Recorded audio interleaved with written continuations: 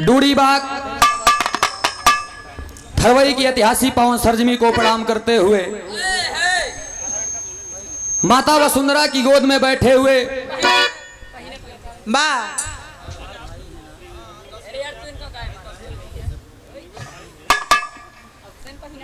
दूर दरार से आए हुए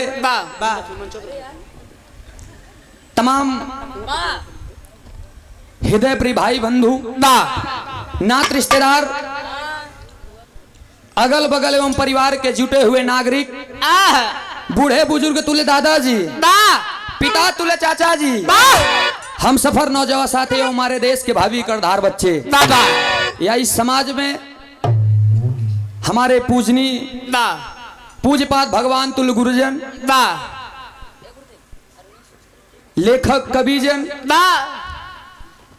और हमारे जो सीनियर कलाकार हैं बड़े भाइयों को भी मेरा प्रणाम है और जो छोटे भाई हैं उनको भी मेरा स्नेह है, दुलार है, प्यार है। सभी लोगों के श्री चरणों में मैं गायक कलाकार सूरज यदुवंशी तीर्थराज प्रयागराज बद्रा सनोटी की धरती से स्वागत अभिनंदन वंदन करते हैं। सभी लोगों ने अपनी अपनी गीत की प्रस्तुति दिए। ये दिल रोता है जब भी हमारे पूर्वजों की बात आती है। हम लोग भले ही गीत की प्रस्तुति क्यों ना कर दें लेकिन कलेजा रोता है दोस्त। लेकिन ये सोच करके बर्दाश्त करना पड़ता है कि बड़े बड़े पंडित पुराण पढ़ने वाले गए, जो जग में आया उसे जाना है। बड़े बड़े पंडित पुराण पढ़ने वाले गए, ज्योतिषी भी ज्योतिष विचार कर चले गए। रामचंद्र सीता समेत चारों भाई गए, हनुमान लंका उजाड़ कर चले गए। वाल्मीकि नारद वशिष्ठ मुनि ज्ञानी गए, कहे गुरु राजा राम जो जग में आया वो कर पसार कर चले गए। दुनिया में जो आया है वो जाएगा। इसलिए तमाम प्रकार की निर्गुण गीत आप लोगों ने सुना। हमारे कवि जी आदरणीय भोजराज यादव जी हमारे बीच में बैठे, मैं चाहूंगा आप मंच पर आए जरूर। उन्होंने अपने कलम से अभी तत्काल में मुझे गाने के लिए ये गीत लिखे। कैसे लिखे हैं मास्टर साहब? और ये हमारे अनुज भाई छोटे भाई बिरहा के जाबाज कलाकार रोहित सुहाना, इस सराहनीय कार्य के लिए मैं काबिले तारीफ करता हूं आपका और दिल से नमन करता हूं। भाई जहां रहे अपने बुलंदियों को चूमे।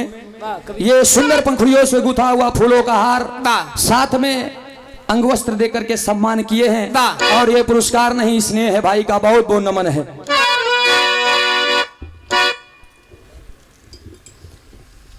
एक छोट के गीत ज्यादा से ज्यादा 2 मिनट के कहना पड़ा। अरे राम आए हाय,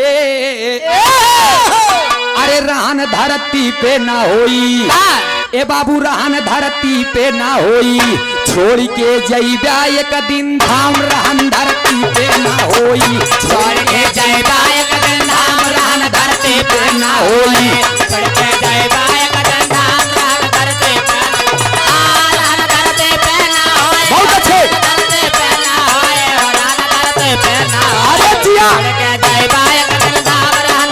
पे बहुत सुंदर।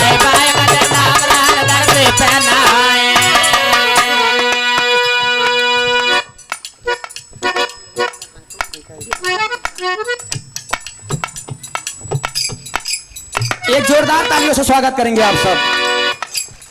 बिरहा के मूर्धन्य जिनका बिरहा जगत में कोई जवाब नहीं रहा दोस्त। ये दिल रोता है। मेरे प्रयागराज की सरजमी पर एक नोक की तरह जिसे मैं कलाकार नहीं अपने पिता का दर्जा दिया करता था। 1 बजे 12 बजे 2 बजे रात फोन करके पूछा करता था। ये कोई बड़ी बात नहीं है, माता जी खुद बैठी हुई हैं। केवल 1 मिनट का समय लगता था कि बेटा सूरज बस 2 मिनट मुझे मुंह केवल धुलने दो, उसके बाद मैं बता दे रहा हूँ। आज भी उनकी लिखी हुई बहुत सारी गीतें हमारे पास, लेकिन रामबाण के काम करा था।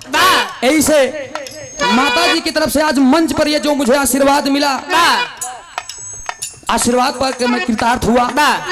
आप बिरहा के सम्राट कानन केसरी, हिंद केसरी, बिहार सम्राट लाल जी लहरी गुरु जी की धर्मपत्नी है आप। माता जी की तरफ से यह बहुत से माया का पुरस्कार नहीं आशीर्वाद है। चरण छू के पूरी टीम की तरफ से स्वागत अभिनंदन वंदन है और आशीर्वाद हम बच्चे कला में कामयाब रहे, खुश रहे, आबाद रहे। कहना पड़ा रहन धरती पे ना होई, अरे राम रहन धरती पे ना होई, छोड़ के जइबा एक दिन धाम रहन धरती पे ना होई, छोड़ के जइबा एक दिन धाम रहन धरती पे ना होई, छोड़ के जइबा एक दिन धाम रहन धरती पे ना होई, रहन धरती पे ना होई, रहन धरती पे ना होई, छोड़ के जइबा एक दिन धाम। बहुत अच्छे कमर मुन्ना, क्या बात है।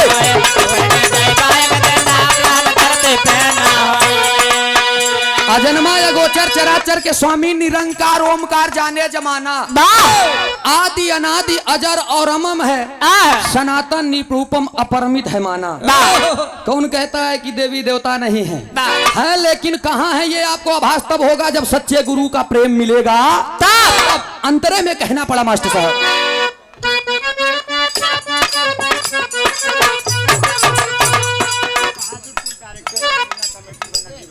आदरणीय आप सम्मानित श्री हृदय के गार्जियन आप राज बहादुर सिंह, डायरेक्टर रामलीला कमेटी बनर्जी बंगला से 151 रुपया का पुरस्कार देख के हौसला अफजाई किए हैं। पूरी टीम की तरफ से स्वागत अभिनंदन वंदन करता हूं। एक जोरदार तालियां बजा करके स्वागत कर दीजिए। पहले अंतरे में कवि जी ने कितनी ऊंची बात लिखी है, कहना पड़ा मास्टर साहब।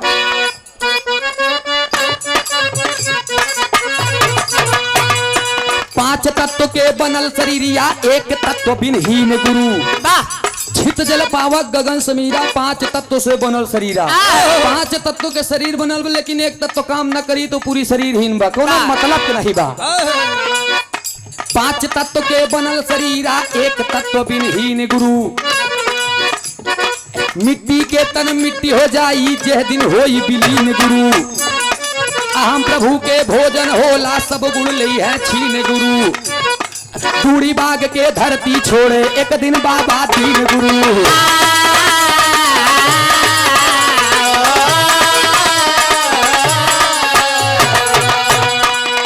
अंग में जे करे प्रभु समाया, अंग में जे करे प्रभु समाया,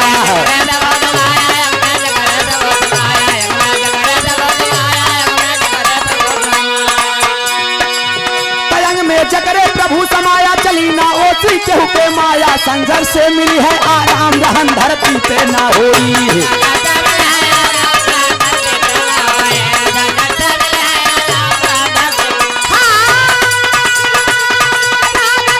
अरे जिया जिया, अरे जिया चंचल भैया,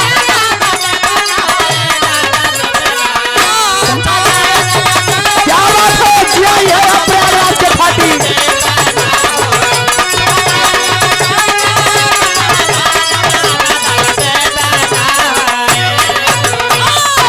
और ये बड़ा ही सुंदर पुरस्कार, ये पुरस्कार नहीं आज तो हमें प्रसाद मिल गया है, पर हम आदमी सम्मानित श्री आप हमारे नगीना बाबा जी जौने मंच पे बैठ जाए बाबूजी बात जान ले कि वो मंच भारी बतावे लाग हुई समय से। ये 101 रुपए का प्रसाद रूपी आशीर्वाद चेड़ों में पहलेगी। बहुत बहुत नमस्ते प्रणाम, आशीर्वाद हम बच्चे कला में कामयाब रहे।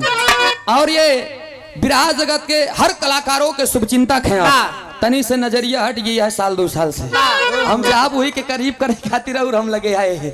आप सम्मानित सिया पूर्णवासी गुरुदेव की तरफ से ये 151 रुपया का पुरस्कार चरण छू के पहले आशीर्वाद की आकांक्षा में प्रतीक्षा बा। एक स्वर से सभी सकल पंच के नमन बा। अगले ओम लास्ट लाइन में फिर गुरु घराने के परिचय के साथ कहना है।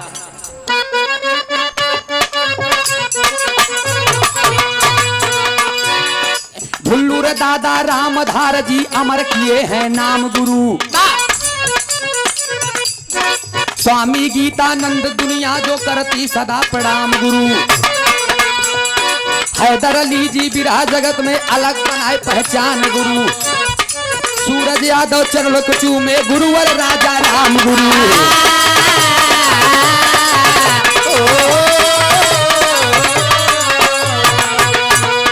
ए भैया हो, गुरु गुरु होता है कि उनो चीज के लालच में आए के तो सोचा कि हम फलाने के गुरु बनाए के नंदी के चूम ले तो ई बस की बात नहीं है। संघर्ष कर्मठ और अपनी अपनी तैयारी अलग होनी चाहिए, इसलिए कहना पड़ा एक दिन सबको हो ही जाना, एक दिन सबके हो ही जाना।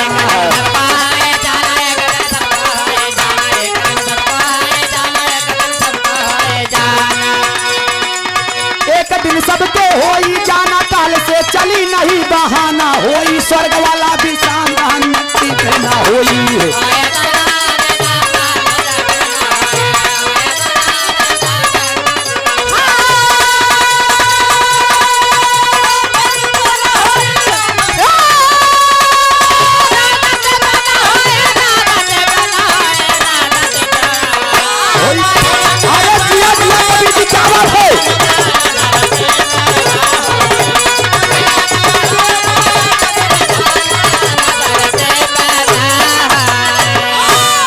भी हमारे भाई बहन आए हैं, मैं सभी लोगों की प्रस्तुति सुनूंगा, बैठूंगा, आप लोगों के बीच में रहूंगा, यही हमारे गीत की समाप्ति है।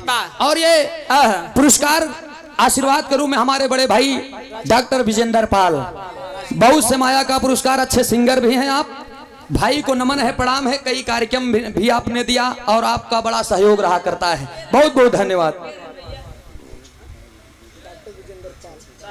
और ये इस भाव को सुन करके आदरणीय हमारे हृदय के गार्जियन, यही तो प्रेम है, यही तो प्रेम है। सम्मानित से आप आदरणीय आप बिरहा के जाबाज कलाकार, बिरहा के धुरंधर कलाकार सुभाष निराला जी, और साथ में हमारे नाना जी आप बसंत लाल जी, चकिया की धरती से 101 रुपया का पुरस्कार, चरण छू के पहलगी बार बार नमस्ते प्रणाम, आशीर्वाद की आकांक्षा में बहुत बहुत धन्यवाद सभी को।